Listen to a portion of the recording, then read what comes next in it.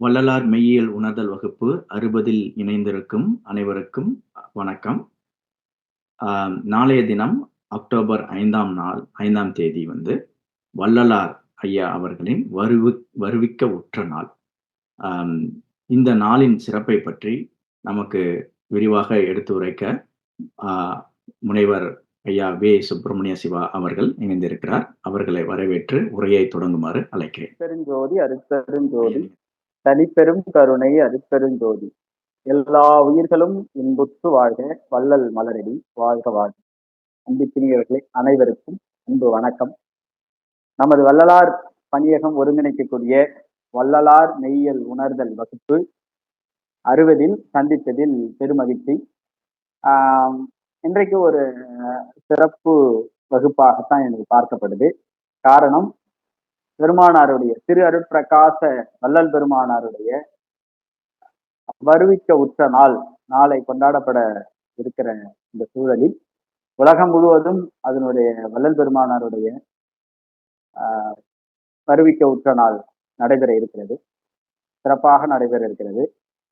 அதை ஒட்டித்தான் நம்முடைய வள்ளலார் படியகம் இது சிறப்பு வகுப்பாக அல்லது சிறப்பு நிகழ்வாக நாம் இந்த வகுப்பை பார்க்கின்றோம். பெருமானாரை பற்றி நாம் தொடர்ந்து நிறைய செய்திகள் பேசிக்கிட்டே இருக்கிறோம். 202 மணி 203வது ஆண்டு தொடங்குது. இந்த நாள் ஒரு முக்கியமான நாள் இன்னும் நம்ம குறிப்பிடுறோம். காரணம், பெருமானார் 1823 அக்டோபர் 5ஆம் நாள் மருதூரில், இங்கே சிதம்பரம் அருகில் இருக்கக்கூடிய மருதூரில் பிறந்தார் என்ற செய்தி எல்லோரும் அறிவீர். இதனுடைய பெருமானாருடைய காலத்தில், அதாவது 19ஆம் நூற்றாண்டில் இணையற்ற அருளாளராக திகழ்ந்தவர். வாழையடி வாழை என வந்த திருக்கூட்ட மரபில் 19ஆம் நூற்றாண்டில் தோன்றிய அருளாளர்களின் முதன்மையானவர் நம்முடைய திரு அருட்பிரகாச வள்ளலார் என்று அழைக்கப்படுகின்ற ராமலிங்க அடிகளார் அவர்கள். இன்றைக்கு வள்ளல் பெருமானாருடைய ஆன்மீக கருத்துக்கள் தமிழருடைய மெய்யியலில் ஒரு பாற்றல். பல அருளாளர்கள் இதுவரையிலே நம்முடைய பல்வேறு காலத்தில் பல்வேறு அருளாளர்கள் வந்திருக்கிறார்கள். ஆனால் பெருமானார் ஒரு வேறுபாடான அருளாளர் அல்லது தனித்துவமான ஒரு அருளாளர். எல்லோரும் காவி அணிந்தார்கள், ஆனால் பெருமானார் தான் வெள்ளை உடை அணிந்தார். பொதுவாக துறவிகள் எல்லோரும் சமைக்க கூடாது, சமைக்கக்கூடிய மரபு துறவில் இருப்பது இன்றைக்கும் இருக்குது. ஆனால் துறவரம் பூண்ட ஒருவர் அடுப்பு பற்ற வைத்து மக்களுக்கு பசியாற்றிய முதல் துறவி என்பவர் நம்முடைய வள்ளல் பெருமானார் தான். அதே போல் காலணி அணியக்கூடாது. அருளாளர்கள் பெரும்பாலானவர்கள் காலணி அணிவதில்லை. ஆனால் பெருமானார் சோடு என்ற வகை அணிகலனை காலணியை அணிந்தார். இப்படி சொல்லிக்கொண்டே போகலாம். பெரும் ஒரு தமிழ்நாட்டில் அதாவது முதியோருக்கான கல்வியை முதனாக அறிமுகம் செய்தவர் நம்முடைய பெருமானார்கள் தான். அது மட்டுமல்ல, சுத்த சன்மார்க்க என்ற ஒரு புது நெறியை தமிழ் மரபினுடைய ஆதியில் இருந்த அந்த உயிர்மை நேயம், உயிரிறக்கம் என்ற கோட்பாட்டை, அந்த இயல்பாக இருந்த அந்த அறத்தை உயிரிறக்கம், ஜீவகாருண்யம் என்ற ஒரு கோட்பாடாக நமக்கு அளித்தவர். எல்லா உயிர்களையும் சமமாக பாவித்தல், உயிர்களுடைய தீங்கு, உயிருக்கு நேர்கிற இறையுறுகளை, துன்பத்தை நீக்குவதே ஜீவகாருண்யம், பசிப்பினியை போக்குதல் என்ற ஒரு பெரிய அளப்பரிய செய்திகள் எல்லாம் நமக்கு அந்த அறத்தை எல்லாம் சொல்லிக் கொடுத்தவர். எல்லாவற்றுக்கும் இன்னும் அடுத்தடுத்த ஒரு மெய்யியலில் ஒரு பாய்ச்சலை ஏற்படுத்தியவர். இயற்கை பேரமைப்பில் இரவாமைக்கு இடமுண்டு என்று நிரூபித்தவர் என்று சொன்னால் அது மிகையாகாது. எனவே இது போன்ற பெருமானாரை பற்றி நிறைய செய்திகள் பேசிக்கொண்டே போகலாம். தமிழ் இசையில் அற்புதமான பாடல்களை எழுதியவர். சிந்து என்ற ராகத்தை பாரதிக்கு சொல்வார்கள். சிந்தின் தந்தை பாரதி என்று சொல்வார்கள். ஆனால் பாரதிக்கு முன்பாக 700க்கும் மேற்பட்ட சிந்து பாடல்களை பாடியவர், தமிழ் இசையை மீட்டெடுத்தவர், தமிழ் உரைநடை பகுதியில் சீர்திருத்தத்தை கொண்டு வந்தவர். இப்படி பெரும்பாலும் ஒரு கொடி அரசியல் கட்சிகள் இல்லாத காலத்தில், அரசியல் அமைப்புகள் உருவாகாத காலத்தில் தனக்கென்று ஒரு கொள்கை, அதை பரப்புவதற்கான நிறுவனங்கள், அதை அதை பறைசாற்றுவதற்கு அடையாளப்படுத்துவதற்கு தனி கொடி, கொள்கை என்ற அரசியல் என்ற வடிவம் வருவதற்கு முன்பாகவே கட்சிகள் என்ற இப்போ ஒரு அமைப்பு இருக்குல்ல, ஒரு ஆர்கனைசேஷன் என்று கட்சிகள் இருக்கிற போல, கட்சி என்றால் கொள்கை, கொடி எப்படி இன்னைக்கு எப்படி ஒரு புழக்கத்தில் இருக்கோ அதெல்லாம் இல்லாத காலத்திலேயே அதற்கு தொடக்க புள்ளியாக இருந்தவர் பெருமானார் என்றால் அதை மிகையாகாது. இவ்வளோ ஒரு சிறப்புமிக்க பெருமானாருடைய இந்த கருத்துக்கள் இன்றைக்கும் வள்ளல் பெருமானாருடைய காலத்தை விடவும் இன்றைக்கு அதீதமாக தேவைப்படுது. ஏனென்றால் இன்றைக்கு சமூகத்தில் நடக்கிற பெரிய ஒரு கலாச்சார சீரழிவு, பண்பாட்டு சீரழிவு, ஒழுக்கக்கேடுகள், தனி மனித ஒழுக்கமின்மை, சமூக நலன் குறித்து எந்த பார்வையும் இல்லாதது, இப்படி பல விஷயங்களை நம்மளால சொல்ல முடியும். இன்னைக்கு அவ்வளவு தொய்ந்து போன இந்த சமூகத்தில் இவ்வளவு அறக்கருத்துக்களை சொல்லி அவருடைய சமகாலத்தில் இருந்த சாதி சமய ஏற்றத்தாழ்வுகளை எல்லாம் புறக்கணித்து பெண்களுக்கு எதிராக இருக்கக்கூடிய சடங்கு முறைகள் எல்லாம் அகற்றி பெண்ணுக்கு யோகம் முதலிய கல்விகள் எல்லாம் சொல்லிக் கொடுக்க வேண்டும், சமமான கல்வி வேண்டும் என்று அப்பொழுதே பெருமானார் அறிவித்திருக்கிறார். இந்த செய்தியெல்லாம் நம்ம பார்க்கும்போது வியப்பா இருக்குது. அவருடைய காலம் எங்க இருக்குது நீங்க யோசிச்சு பாருங்க. இன்னைக்கு நம்ம சமபந்தின்னு சொல்றோம், ஆனா அதுக்கு முந்தையே பெருமானார் கருங்குழியில் எல்லா சமூகத்தினரையும் சமமாக வைத்து பசியாற்றித்தல செஞ்சவங்க. அப்படின்னு இதெல்லாம் பார்க்கும்போது பெரிய ஆச்சரியமா இருக்குது. இன்றைக்கு பதிப்புத்துறையில் இன்றைக்கு பல்வேறு வடிவத்திலே இன்றைக்கு நூல்கள் வெளிவந்துட்டே இருக்கு. இதற்கெல்லாம் மூலமாக அல்லது அதற்கு தொடக்க நிலையில் இதற்கெல்லாம் தொடக்க நிலையாக இருந்தவர் பெருமானார். அவருடைய அந்த திருப்பா பதிப்பு பற்றியெல்லாம் படிக்கும்போது பெரிய ஆச்சரியமாக இருக்குது. பல்வேறு வடிவத்தில் அதனுடைய அருட்பாக்கள் உழவுவது, அச்சிடுவது என்ற விஷயத்தெல்லாம் ஐயா கொண்டு வந்தாங்க. பல நூல்களை பதிப்பித்தார். சன்மார்க்க போதினி, சன்மார்க்க பாடசாலை, பத்திரிகை பாடசாலை, இப்படியெல்லாம் பெருமானார் நடத்தினார். இதெல்லாம் அவருடைய காலத்துல ஒரு குறுகிய காலத்தில் சுத்தி அடைஞ்சு 74 அடைஞ்சாங்க. அதுக்குள்ளாகவே 51 ஆண்டுகள் நமக்கு தெரிவது போல நம்முடைய மூடு இருந்த பெருமானாருடைய வாழ்வியல் எவ்வளவு பெரிய தாக்கத்தை வரலாற்றில் ஏற்படுத்தியிருக்கு அப்படின்றது ஆச்சரியமாக இருக்கு. இவ்வளவு செய்திகளும் நமக்கு எங்கிருந்து வருது அப்படின்னா பெருமானாருடைய அகச்சான்றா இருக்கக்கூடிய திரு அருட்பா என்ற நூல் தான். இந்த திரு அருட்பா என்ற நூல் நமக்கு இல்லைன்னா இவ்வளவு கருத்துக்கள் நமக்கு வெளிப்பட்டிருக்க வாய்ப்பு இல்லை. எனவே அது பற்றி இன்றைக்கு இந்த வருவிக்க உற்ற நாளில் நாம் சிந்திப்பது என்பது இன்னும் ஒரு பொருத்தமாக இருக்கும் அப்படின்னு நினைக்கிறேன். ஏன்னா அந்த டெக்ஸ்ட் எப்படி வந்தது, எப்படியெல்லாம் அது வந்தது என்பதற்கான வழியை நாம் தெரிந்து கொள்ளும் போதுதான் அருட்பா இவ்வளோ கருத்துக்கள் எப்படி மீட்டெடுக்கப்பட்டது அப்படின்றது தெரியும். இனி வரக்கூடியது எப்படி நம்ம பாதுகாக்க வேண்டும் என்ற செய்திகளுமே நம்மளால புரிஞ்சுக்க முடியும். அதனால இந்த அருட்பா என்ற பெருமானார் எழுதிய அருட்பா என்பது அது எப்படியெல்லாம் வந்தது என்பதை பற்றியான ஒரு சிறு குறிப்புகளை இந்த வருவிக்க உற்ற நாளில் நாம் தெரிந்து கொள்வது அவசியமாக தெரியுது. அதே போல அது ஏன் அப்படி இருக்கு, ஏன் அதை நம்ம தெரிஞ்சுக்கணும்ன்றதுலாம் நம்முடைய வகுப்புடைய இறுதியில தெரியும். ஏன்னா இதனுடைய அவசியம் என்னன்றது இன்னைக்கு ஒரு பெரிய நெருக்கடியில இருக்கும். அதை அதற்காகத்தான் இந்த திருவருட்பா என்பது அவருடைய வரலாற்றை நம்ம தெரிஞ்சுக்கும் பொழுது, பெருமானுடைய வரலாறு பொதுவாக அவருடைய தனிப்பட்ட வரலாறு என்பது, அருட்பா வரலாறு என்பது தனி நூலை எழுதலாம். ஏன்னா அவ்வளவு செய்திகள் அதில் இருக்கு. இப்ப நமக்கு பெருமானார் கொடுத்திருக்கக்கூடிய ஒரு அருங்கொடை என்பது திரு அருட்பா என்ற திருநூல் தான், மறைநூல். இந்த மறைநூலுடைய வரலாற்றை நம்ம ஒரு சின்ன குறிப்புகளோடு அதை விரிவா பேசலாம். இருந்தாலும் ஒரு சின்ன சின்ன செய்திகளோட நம்ம அதை தெரிஞ்சுக்கலாம். ஒரு குறிப்பு மட்டும் நான் அதை குறிப்பாக மட்டும் சொல்லிட்டு அடுத்தடுத்த வகுப்புல நம்ம அதை விரிவா பார்க்கலாம். பெருமானாருடைய பாடல்கள், பெருமானார் ஏற்கனவே நான் சொன்னது போல 1823 அங்க சென்னைக்கு போயிட்டாங்க. கந்தக்கோட்டம், அடுத்து திருவெற்றியூர், இதெல்லாம் பகுதியில் இருந்தாங்க. சென்னையில தான் 33 ஆண்டுகள் அங்கே வாழ்ந்தாங்க. அங்கதான் நம்ம சிறுபிள்ளையிலிருந்து இங்க கந்தக்கோட்டம், திருவொற்றியூர் அங்கெல்லாம் வந்து ஐயாவுடைய பாடல்கள் எல்லாமே புகழ்பெற்றிருக்கு. திரு அருட்பா என்ற பெயர் வருவதற்கு 23 ஆண்டுகளுக்கு முன்பாகவே பெருமானாருடைய பாடல்கள் பல்வேறு பக்தர்களால் கிட்டத்தட்ட தமிழ்நாடு முழுவதுமே அது பற்றியான பெருமானாருடைய பாடல்கள் பாடிக்கொண்டு இருந்தார்கள் என்ற செய்தி வரலாற்று குறிப்பிலிருந்து நமக்கு தெரியுது. ஒருமையுடன் இனது திரு மலரடி நினைக்கின்ற உத்தமர்தம் உறவு வேண்டும், உள்ளொன்று வைத்து புறமொன்று பேசுவார் உறவு கலவாமை வேண்டும் என்ற அது போன்ற பாடல்கள் எல்லாமே அருட்பா என்ற வடிவத்திற்கு இந்த நூல் வராத போதே 1851ஆம் ஆண்டே தெய்வமணி மாலை அப்படின்ற அது சின்ன வெளியீடாகவே அதெல்லாம் மக்களிடம் புழங்கிட்டு இருந்தது என்ற செய்திகளை நம்ம பார்க்கிறோம். அதை தொடர்ந்துதான் பெருமானார் 1857க்கு சென்னையிலிருந்து இங்க வராங்க. 57, 58 காலங்கள்ல இங்க திரும்ப சென்னையை விட்டு இங்க கருமொழிக்கு வராங்க. அதுக்கு முன்னாடி நிறைய பாடல்கள் பாடியிருக்கிறாங்க.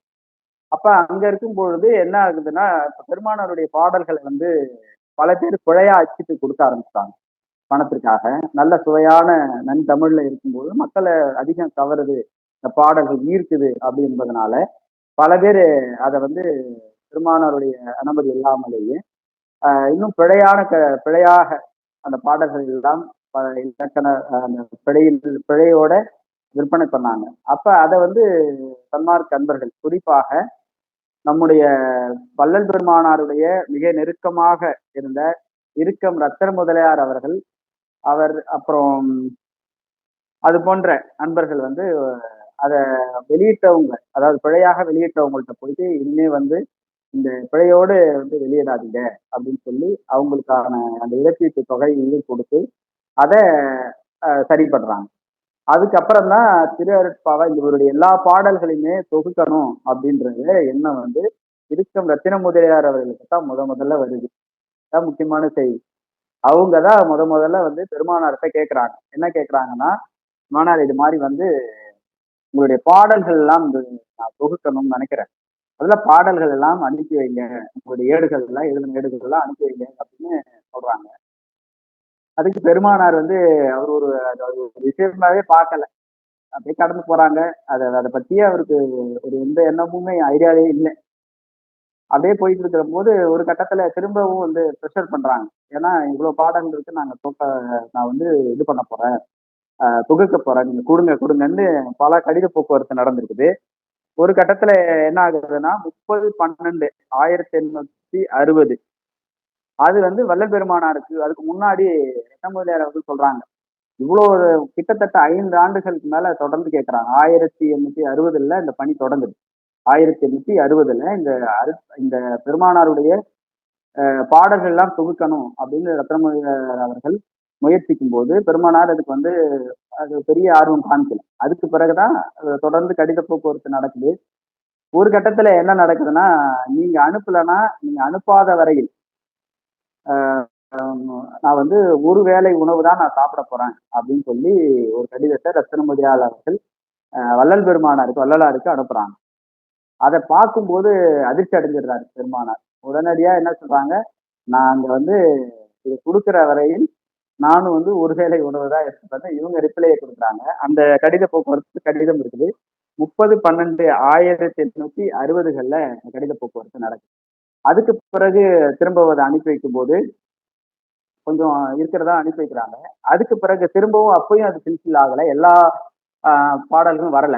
அப்ப 13/11/1865 அப்ப வந்து திரும்பவும் கடிதம் இறுதிக்கும்படியாக சொல்றாங்க, இந்த மாதிரி வந்து கொடுங்க அப்படின்னு சொல்லும்போது அப்புறம் இருக்கிறது எல்லாமே சொல்லி இப்ப நீங்க அச்சிடுங்க அப்படின்றது பெருமானார் வந்து கடிதம் வழியா ஒப்புதல் கொடுக்குறாங்க. அதாவது 13/11/1865 இந்த நிகழ்வு நடக்குது. இதுக்கு பிறகு வந்து பெருமானாருடைய எல்லா நூல்கள், எல்லா பாடல்களும் வந்துருச்சா, எல்லா ஏட்டுப்பகுதி மூல நூல்கள்லாம் வந்துருச்சா அப்படின்னா அதுவும் இல்லை. இருக்கிற வரைக்கும் நம்ம கலெக்ட் பண்ணி அனுப்புறாங்க. இந்த தொகுக்கிற பணி வந்து ஒரு முக்கியமான 4 பேர் செய்யறாங்க. முதல்ல இறுக்கம் ரத்னமொழியார் அவர்கள், 2வது செல்வராய முதலியார், 3வது புதுவை வேலு முதலியார், 4வது தொழுவூர் வேலாயுத முதலியார். 4 பேர்கள் தான் அந்த அந்த அருட்பாவை இந்த இதெல்லாம் மொத்தமா வந்து தொகுக்குறாங்க. கிட்டத்தட்ட ஒரு இந்த தொகுப்பே வந்து கிட்டத்தட்ட வந்து ஒரு 5 ஆண்டுகள் ஆகுது. 60கள்ல தொடங்கின 1860கள்ல தொடங்கின இந்த நிகழ்வு அப்படியே நீண்டுகிட்டே இருக்குது. 5 ஆண்டுகள் போய் இந்த இந்த தொகுப்பு திரும்ப திரும்ப திரும்ப வீடுகள் கிடைக்க கிடைக்க அதை அப்படியே தொகுத்துட்டே வராங்க. இப்ப தவிர்க்கும்போது ஓரளவு வந்ததுக்கு பிறகு அதை வந்து ஒரு திருமுறைகளா வகுக்கிறாங்க. இங்கதான் இந்த திருமுறை என்ற கான்செப்ட் எப்போ வருதுன்னா, இந்த தொழு வேலாயுத முதலியார் தான் இந்த திருமுறைங்கிறதெல்லாம் அவங்க வந்து எதுவும் சொல்லலாம் அப்படின்னா, பெருமானார் அவங்களுக்கு வரும்பொழுது அதுல வந்து முன்பக்கம் வந்து அதோட முன் அட்டை, அந்த அட்டையில வந்து அவருடைய பேர் போடணும்ல, யார் எழுதுனாங்கன்றது பேர் போடணும். அப்ப போடும்போது ராமலிங்க சுவாமி அப்படின்னு பேர் போட்டு பெருமானார்கிட்ட காமிக்கிறாங்க. அது தொழூர் வேளாண் முதலியார் காமிக்கிறாங்க, அந்த அட்டை பற்றி காமிக்கிறாங்க. காமிச்ச உடனேயே பெருமானார் கடுமையா கோவப்படுறாங்க. இது என்னது கடிதம் எல்லாம் பண்ணும்போது ரொம்ப கடுமையா சொல்றாங்க. சாமி என்று எதுக்கு போடுறீங்க? அது இது ஆரவாரத்தின் அடுத்த பெயரை என்ன வைக்கிறீங்க? இது எனக்கு சம்மதம் இல்லை அப்படின்னு சொல்லி சாமின்னு போடாதீங்க, ராமலிங்க சாமி அப்படின்னு குறிப்பிடுறத கண்டிச்சு எடுக்க சொல்றாங்க. இது ரொம்ப முக்கியமான செய்தி. ஒரு சாமின்றதை விட பெருமானார் ஏற்றுக்கல அப்படின்றதுதான். தன்னுடைய தன்னை வந்து சாமின்னு சொல்லாதீங்க அப்படின்றதுதான் பெருமானார் சொல்றாங்க. அதுக்கு பிறகு திரும்பவும் அந்த அந்த ப்ராசஸ் நடக்குது.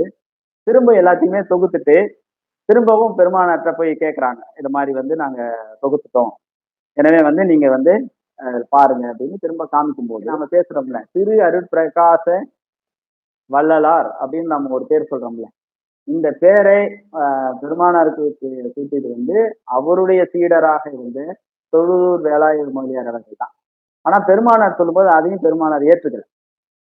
அது எப்படி அவருக்கு தன்னுடைய மாணவருக்கு எப்படி அதை புரிய வைக்கிறாரு அப்படின்னா, தனக்கு கொடுத்த பேரை அது வந்து அது எப்படி பிரிச்சு பழகி சொல்றாரு, வள்ளல் பிளஸ் யார்.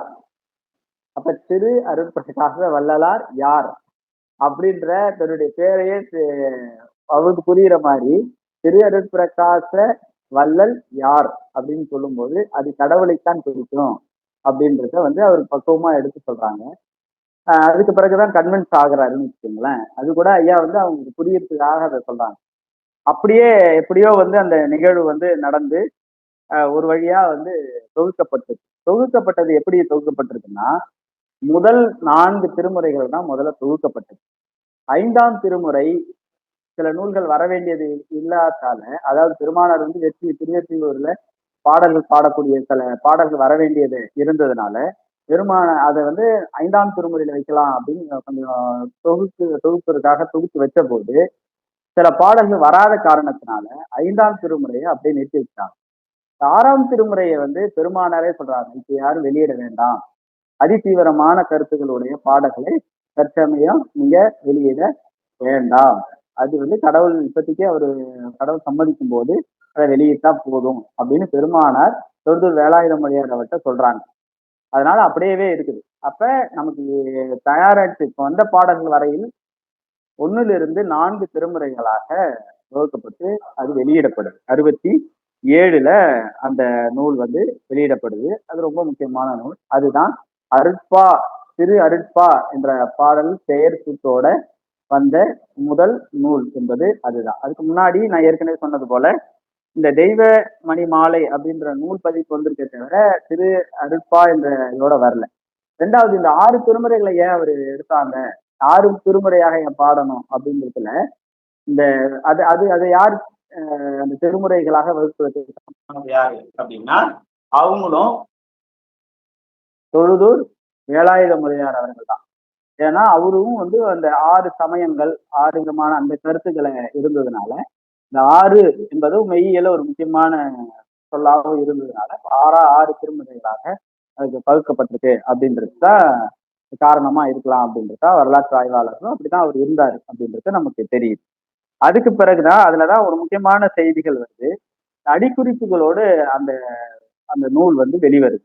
அதாவது முதல் திருமுறையில 91 அடிக்குறிப்புகள், 2வது திருமுறையில 4 அடிக்குறிப்புகள் அப்படின்னு சொல்லி அடிக்குறிப்புகளோட தொழுதூர் வேலாயுத முதலியார் அவர்கள் வந்து வேலாயுத முதலியார்கள் அந்த நூல்களை வெளியிடுறாங்க. 67ல இந்த நூல் வந்து முதலா வருது. இதுக்கு வந்து உதவி செஞ்சவங்க அப்படின்னா மயிலை சோமர் செட்டியார் அவருடைய அந்த உதவியோட தான் அந்த திருவருட்பா என்ற நூல் வந்து வருது. அதுக்கு பிறகு வந்து அந்த நூல் வந்து 1887 அந்த அதுல 2வது பதிப்பு அந்த நூல்கள் வருது. அதை தொடர்ந்துதான் 1880 தான் 5ஆம் திருமுறை தொகுக்கப்படுது. ரொம்ப முக்கியமான செய்தி என்னன்னா, பெருமானார் கிட்டத்தட்ட திருமறைப்புக்கு பிறகு பெருமானார் இருக்கும்போது முதல் 4 திருமுறைகள் வெளிவரும். 74 வந்து திருமறைப்பாகிறாங்க. அதுக்கு பிறகு அதிலிருந்து 5ஆம் திருமுறையை பதிப்புக்கு வருது. 1880 வருது. அதுவும் யார் தொகுக்கிறார் அப்படின்னா நம்முடைய தொழுதூர் வேலாயுத மலையார் அவர்கள் தான் அதையும் தொகுக்கிறாங்க. அதுலயும் நிறைய பதிகங்கள் வருது. அதனுடைய அடுத்தடுத்த நிலைகள்ல அந்த நூல்களுடைய வரிசையில 5ஆம் திருமுறையும் வருது. இது வந்து கிட்டத்தட்ட அந்த 6ஆம் திருமுறைக்கு அதுக்கு இருக்கிற வித்தியாசம் வந்து ஒரு 13 ஆண்டுகள், கிட்டத்தட்ட 13 ஆண்டுகள் கழிச்சு தான் இந்த அருப்பா, அதாவது அந்த 6ஆம் திருமுறை என்பது வருது அப்படின்றத நம்ம பார்க்கணும். இது இல்லாம இதுக்கு பிறகு ஏன் 6ஆம் திருமுறை வெளியிடல அப்படின்ற ஒரு கேள்வி இருக்கு. ரொம்ப முக்கியமான கேள்வி. ஏன் வெளியிடல அப்படின்னா, பெருமானாருடைய 6ஆம் திருமுறை தான் சமயம் சார்ந்த கருத்துக்கள், சமயம் கடந்த கருத்துக்கள் அதிகமா இருக்கு. சமயத்தை கடந்த, சமயத்தை சாடுகிற, சமயத்தில் உள்ள செய்திகள் எல்லாமே கிரிட்டிசைஸ் பண்ணக்கூடிய இதெல்லாம் பொய், சாதி சமயம் எல்லாம் பொய், புராண புரட்டுகள், இதிகாசம், இது எல்லாம் அதிதீவிரமான கருத்துக்கள், புரட்சிகரமான கருத்துக்களை பெருமானார் எழுதுறாங்க. அப்ப அதை வந்து உடனடியா பெருமானார் முன்னாடி சொன்னதுன்னா இப்ப உடனே வெளியிட வேண்டாம் அப்படின்றதுதான் பெருமானார் சொன்னாங்க. ஆனா அதை தொடர்ந்துதான் அது வெளியிடல அப்படின்னு வரலாற்று ஆய்வாளர்கள் சொல்றாங்க. ஆனா இன்னொரு தரப்பு என்ன சொல்லுதுன்னா, தொழுதூர் வேளாண்மையார் அவர்கள் ஒரு சமய கருத்திலே அவர் இருந்தாரு. அதனாலதான் சமயத்திற்கு 6ஆம் திருமுறை எல்லாமே சமயத்திற்கு எதிரான சமயத்தை கடந்த கருத்துக்களாக இருக்குது. எனவே இவர் சமய பற்றாளராக, சைவ பற்றாளராக இருந்ததுனால அதுல வந்து ஒரு முதல் 4 திருமுறைகளை 5 திருமுறைகளை தொகுத்ததுக்கான ஆர்வத்தை காமிக்கல அப்படின்ற செய்திகளையும் நம்ம பார்க்கிறோம். அப்ப அப்படியே இருக்கு. அதுக்கு பிறகுதான் பெருமானாருடைய 6ஆம் திருமுறை, அதுவரையில அந்த 5 திருமுறைகளோடு அப்படியே இருக்காது, 2ஆம் பதிப்பு அப்படிதான் வந்துட்டு இருக்க தவிர அதுக்கு பிறகு வந்து இந்த 6ஆம் திருமுறை என்பது வரவே இல்லை. ஆனா அதுக்கு முன்னாடியே தொழுதூர் வேலாயுதர் அவர்கள் அருட்பெரும் ஜோதி அகவல் போன்ற பல கருத்து அந்த 6ஆம் திருமுறையை தொகுத்துக்கிட்டே வராரு. அந்த அந்த கருத்துக்கெல்லாம் தொகுத்து கொஞ்சம் வச்சிருக்கிறாங்க.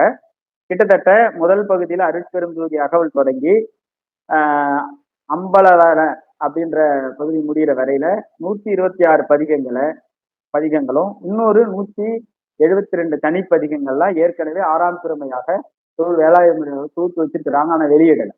இது அப்படியே இருக்குது. அப்பதான் வந்து முதல்ல வந்து அது அப்படியே இருக்கும்போது யாருமே வெளியிடுறதுக்கு முன் வரல. அப்பதான் நம்ம என்ன செய்யறாங்கன்னா, வேலூர் பத்மநாப முதலியார் அவர்கள் தான் இந்த 6ஆம் திருமுறையை கொண்டு வரணும்ன்றது முடிவு செய்யறாரு. அதுக்கு முன்னுதாங்க.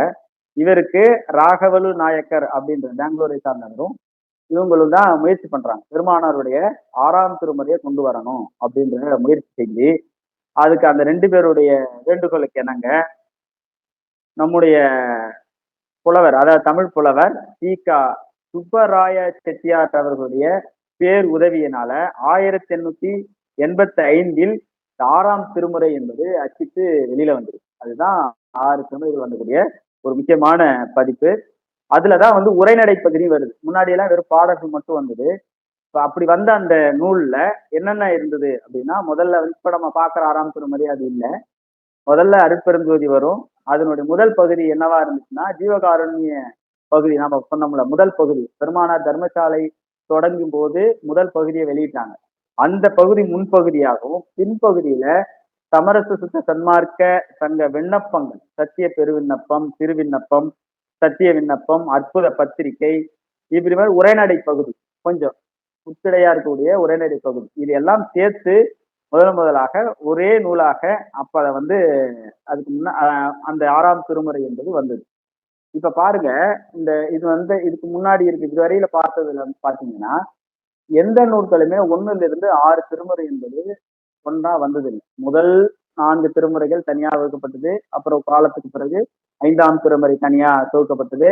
அதுக்கு பிறகு 6ஆம் திருமுறை 1800 ஆஹ் 1885ல வருது. இப்ப இதெல்லாம் நம்ம பாக்குறோம்.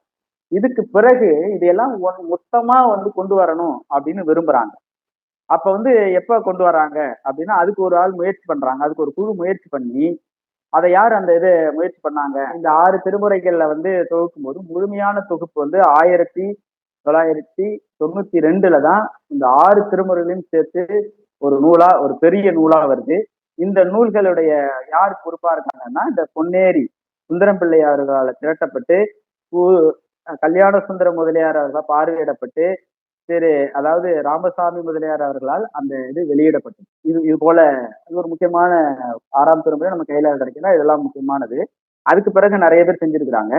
அதுல இதுவரையில அந்த 6ஆம் திருமுறையில முக்கியமான குறிப்புகள் வந்ததுல ரொம்ப சிறப்பான தொகுப்பு என்பது நம்முடைய பாலகிருஷ்ணன் பிள்ளையோடைய அந்த பதிப்பு. கிட்டத்தட்ட 1931 இருந்து 1958 வரை மொத்தமாக திருவருட்பா பதிப்புக்காக என்னுடைய வாழ்க்கையே அந்த அந்த பீரியட்ல மொத்தமா அவர் அர்ப்பணித்து 12 நூல்களாக அது வெளிவந்தது. இன்றைக்கு இந்த புழக்கத்துல அந்த நூல்கள்லாம் இருக்குது. அதுக்கு பிறகு அதுல நிறைய குறிப்புகள் இருக்கு. நம்ம நேரம் கருதி நான் ரொம்ப சுருக்கமா சொல்லிடுறேன். அதுக்கு பிறகு நம்முடைய ஊரனடிகள் அவர்கள், சரி எல்லாருக்குமே ஊரறிந்த மூத்தவர், அது எல்லாருக்குமே தெரியும். அவங்க அடுத்தது அதுல பாலகிருஷ்ண பிள்ளை பதிப்பில் இல்லாத சில நூல்களை, சில குறிப்புகளை வச்சு இவங்க ஊரனடிகள் அவர்கள் இந்த அருட்பாவை தொகுத்தாங்க. இதுதான் ஒரு சுருக்கமான அதனுடைய திருவருட்பா மூல ஏடுகள் பற்றியான குறிப்புகள். இதுதான் இப்ப நமக்கு இருக்கிற கேள்வி என்ன அப்படின்னா, இன்னைக்கு எல்லா நெறிகளுக்குமே பெருமானார் ஒவ்வொரு நெறிக்கும் ஒரு ஒரு மூல நூல், ஒரு ஒரு நூல் உண்டு. ஆனால் பெருமானார் கைப்பட எழுதப்பட்ட நூல்கள் இன்னைக்கு இருக்கிறதா என்றால் ஒரே ஒன்று தான் இருக்குது. அது எங்க இருக்குன்னா, தர்மசாலையில அகவல் மாத்திரம் தான் இருக்கு. ஆனா அவருடைய மூல நூல் இன்னும் எத்தனை, கிட்டத்தட்ட 5000 பாடல்களுக்கு மேல இன்னும் இருக்கிற நூல்கள்லாம் எங்க போனது அப்படின்றது தான் இன்னைக்கு நான் சிந்திக்கிறேன். இந்த அறிவிக்க நாள்ல ஒட்டி நாம் இந்த சிந்தனை கருத்துக்களை தான் வைக்கிறோம். வள்ளல் பெருமானார் எழுதிய மூல நூல்கள் எங்கே இருக்கிறது, இதுதான் செய்தி. அப்ப இந்த மூல நூல்களை மீட்க வேண்டும். மீட்க வேண்டும் என்றால் நாம் எல்லோரும் சேர்ந்துதான் அந்த பணிகளை செய்ய வேண்டிய தேவை இருக்கு. அரசு இதை ஒரு முக்கியமான கவனத்துல எடுத்துக்கிட்டு இதை நம்ம எடுக்கணும்னு நம்ம வலியுறுத்தோம். பெருமானாருடைய கைப்பட எழுதிய மூல ஏடுகள் பல இதுவரையில பார்த்த பல அறிஞர்கள் அதை அந்தந்த காலத்துல தொகுத்து எழுதி வச்சுட்டாங்க. ஆனால் அவங்க நூல்கள் தான் வந்திருக்கே தவிர பெருமானாருடைய மூல நூல் எங்க இருக்குன்னு இன்னமும் யாருக்கும் தெரியல, எங்க இருக்குன்னு தெரியல. எனவே இது ஒரு நம்மள எல்லாம் சேர்ந்துதான் இந்த பணிகளை செய்யணும். பலர்கிட்ட இந்த நூல்கள் இருக்குது, ஆனால் யாரிடம் இருக்கான கட்டாயம் இருக்கும். அது யாரிடம் இருக்கிறது என்பதை நம்முடைய அரசுக்கு நம்ம வலியுறுத்தணும். இது மாதிரி இருக்குது, இதெல்லாம் நீங்க மீட்கணும் அப்படின்னு சொல்றோம். அதே போல மக்களிடமும் அறிஞர்கள் எதையும் நம்ம சொல்றோம். சன்மார்க்க அன்பர்கள் மற்றும் யாரிடம் இருந்தாலும் இந்த நூல்களை எடுத்து இது தர்மசாலையில பாதுகாத்து வைக்கப்பட வேண்டும் என்ற கோரிக்கையை தான் இந்த வருவிக்க உற்ற நாள்ல நாம வலியுறுத்துற செய்தி. எனவே அந்த அந்த நூல்கள் எல்லாம் நம்ம கிடைக்கும் பொழுது நமக்கு இன்னமும் ஒரு வரலாற்றை நம்ம பாதுகாக்க வேண்டியதாக இருக்கும். நாளை தலைமுறைக்கு அது வழிகாட்டும் என்பதுதான் நாம் வருவிக்க உற்ற நாளில் நாம் எடுத்துக்கிற செய்தியாக இருக்கிறது இல்லையா? இதை பற்றி நாம் சிந்திக்க வேண்டும். இது பற்றி தான் இந்த ஆண்டுகள் இந்த வருவிக்க ஒத்த நாளில் நாம் இந்த கோரிக்கையை தான் நம்ம வைக்கிறோம். எனவே அந்த கோரிக்கை வரும்போது இன்னும் பெருமானாருடைய அந்த கருத்துக்கள் நமக்கு வரும். எல்லா உயிர்களும், அதாவது சாதி சமயம் இந்த கழிச்சடைகள் எல்லாம் நீக்கி, இந்த அழுக்குகள் எல்லாம் நீக்கி மனிதர்கள் அனைவரும் சமம், மனிதர்கள் அனைவரும் சமம், உயிர்கள் அனைவரும் என்ற அந்த அறத்தை பெருமானார் நமக்கு போதித்திருக்கிறார். எனவே அவ்வழியில் நாம் நின்று இந்த சமூகத்தை சாதியற்ற, சமயம் வேறுபாடு, சாதி சமய வேறுபாடுகள், பொருளாதார ஏற்றத்தாழ்வுகள், பாலின வேறுபாடுகள், பொருளாதார வேறுபாடுகள் இன்றி ஒரு சமத்துவ சமூகத்தை எழுப்பதற்கு பெருமானாருடைய அந்த கருத்துக்கள் நமக்கு வழிகாட்டும். அந்த வழி நின்று நாமும் அந்த சமத்துவ சமூகத்திற்காக உழைப்போம், உழைக்க வேண்டும் என்று கேட்டுக்கொள்கிறேன். நன்றி. மிக்க நன்றிங்க ஐயா. சிறப்பான உரை. பெருமானாருடைய வரலாற்றையும் திருவருட்பாவுடைய வரலாற்றையும் மிகச்சிறப்பா எடுத்துரைச்சீங்க. முக்கியமான கோரிக்கை நம்ம எல்லாருக்கும் நம்ம சிந்திக்க வேண்டியது, செயல்பட வேண்டியது, வள்ளலார் கைப்பட எழுதிய மூல அருவருட்பா யாரிடம் உள்ளது? அத வந்து நம்ம ஆவணப்படுத்த வேண்டும். அத நாட்டுடைமையாக்க வேண்டும். ஒரு தனிப்பட்ட ஒருவர்கிட்ட இருக்கிறதுனால யாருக்குமே எந்த பயனும் இல்லை. அது எல்லோரும் பயன்படுற மாரி, சமூகத்துக்கு படுற மாரி இருக்கணும். அத எல்லோரும் சிந்திப்போம், செயல்படுவோம். ஆ நேரமின்மை காரணமாக நம்ம இந்த கூட்டத்தை இத்துடன் முடித்துக் கொள்வோம், இந்த வகுப்பை. இதன் நீட்சியாக அடுத்த வாரமும் நாம் தொடரலாம். கேள்விக்கு விடைகள் காணலாம். மக்களிடம் நிறைய கேள்விகள் இருக்கும். நான் கண்டிப்பாக எதிர்பார்க்கிறேன். அதற்கு அடுத்த வாரம் நாம் விடைகளை காணலாம். மிக்க நன்றிங்க. நன்றிங்க. நன்றிங்க ஐயா.